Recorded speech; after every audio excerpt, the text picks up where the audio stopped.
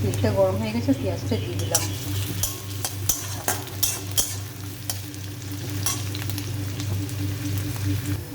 পেঁয়াজটা লাল করে ভাজা হয়ে গেছে, টমেটো দিয়ে দেবো। আদা রসুন বাটা দিয়ে দেবো। হলুদ দেবো,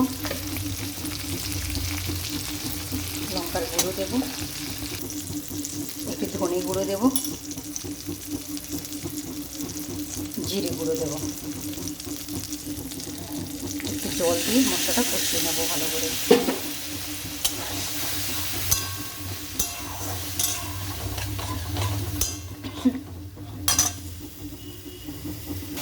মশলাটা কষানো হয়ে গেছে, বাকিগুলো দিয়ে দেবো। বাকিগুলো ভালো করে মিক্স করে নেবো। নুনটা আগিয়ে দিয়েছি।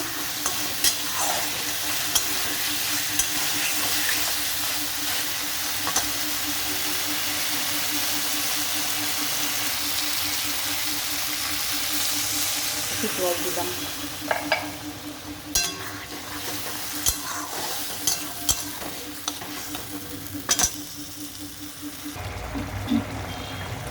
বাকির জলটা হয়ে গেছে, বাকিটা সেদ্ধ হয়ে গেছে।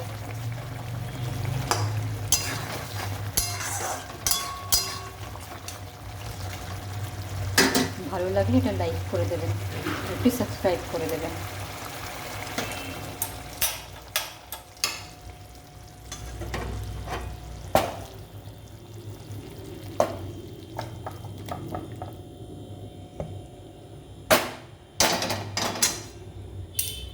ভালো লাগলে এটা লাইক করে দেবেন, সাবস্ক্রাইব করে দেবেন।